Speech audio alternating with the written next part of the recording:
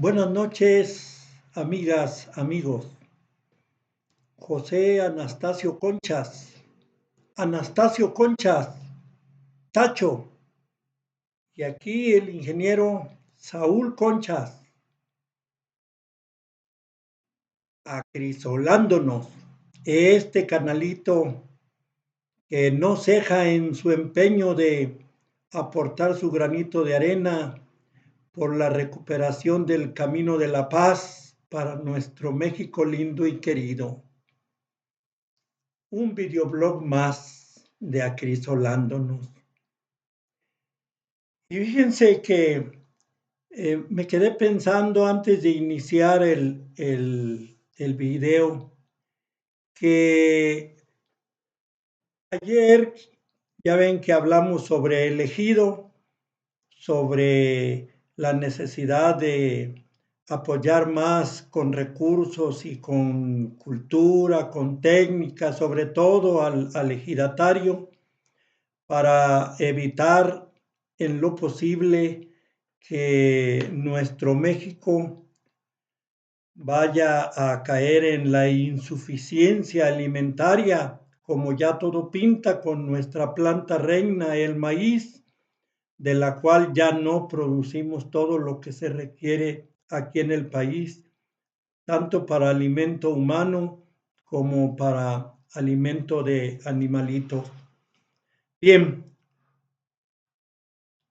y les decía que me quedé pensando que esta palabra de ejido tiene una bella historia, ¿eh? No sé si verídica o no, no está eso dentro de mi capacidad, como veremos, pero es que fíjense, resulta que por allá, por 1300 a 1400 años antes de Cristo, el pueblo judío estaba cautivo en Egipto, ¿recuerdan? Cuando la época de oro de los faraones del Egipto, aquel poderosísimo que con el trigo hacía y deshacía con el mundo conocido. Ya saben, volvemos a lo mismo, el que maneja los alimentos, maneja el poder, cuidado. Por eso no debemos caer en la insuficiencia alimentaria. En fin, estuvieron cautivos ahí y luego fueron liberados a querer o no por parte de Faraón, con el liderazgo de Moisés, que había tenido una larga historia ahí, según eso por ahí había nacido y que lo habían tirado en una canastita al río Nilo y lo rescató una hija de Faraón y bueno, una historia muy bonita. Pero entonces él lideró la liberación de los judíos porque no quería Faraón, pero Dios, que tenía como hijo consentido terrícola a Moisés, le envió las plagas, creo 7 plagas, y no, pues mejor los dejó ir.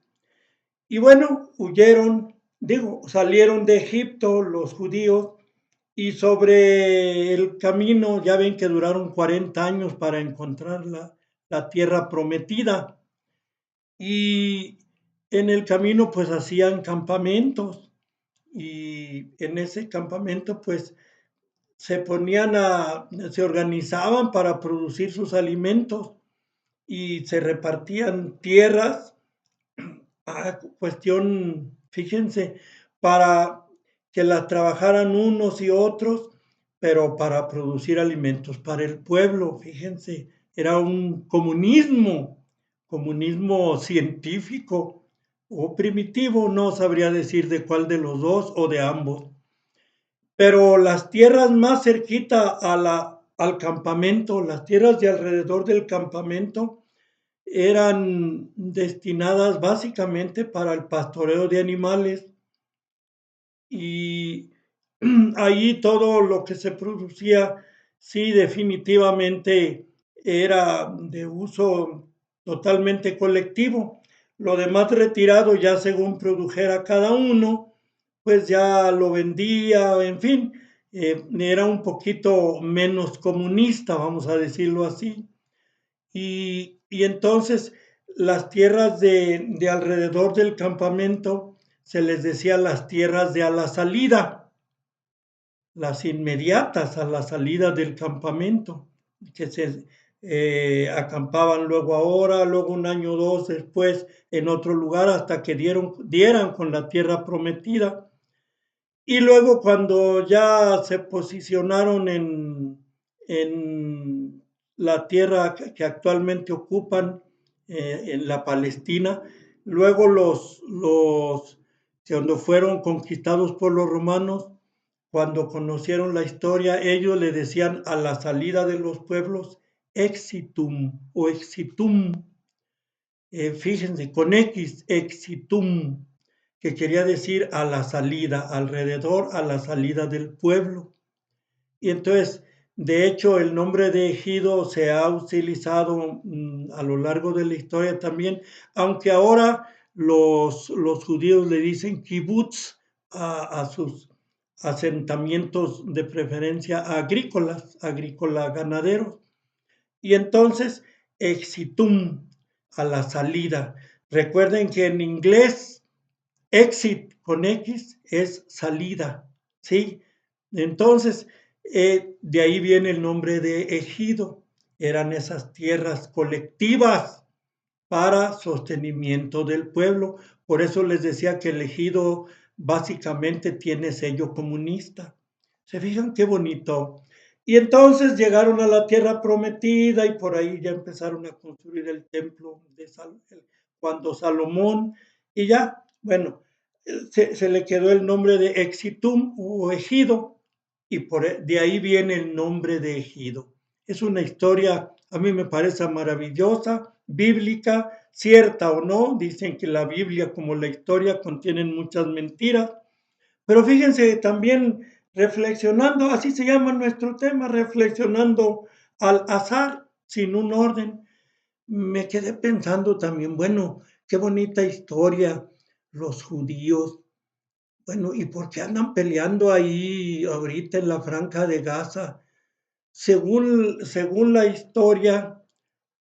historia bíblica, hasta donde la sé, Noé, ya ven que se salvó del diluvio en el barco que hizo, o arca, y con él se salvaron sus tres hijos, que eran de nombre Sem, Cam y Jafet, ¿sí?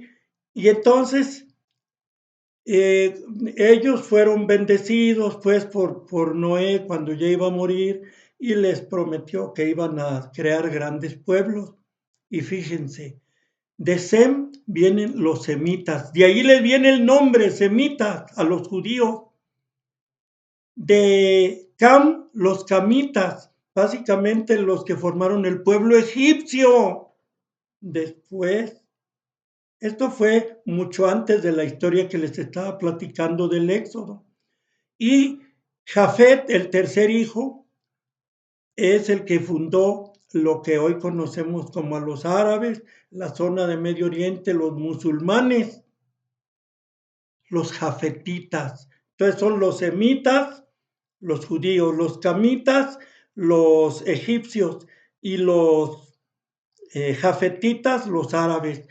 Por cierto, los camitas son los hijos malditos, según eso, porque tenía uvas Noé, y las hizo vino, bebió, se emborrachó y por ahí se quedó desnudote.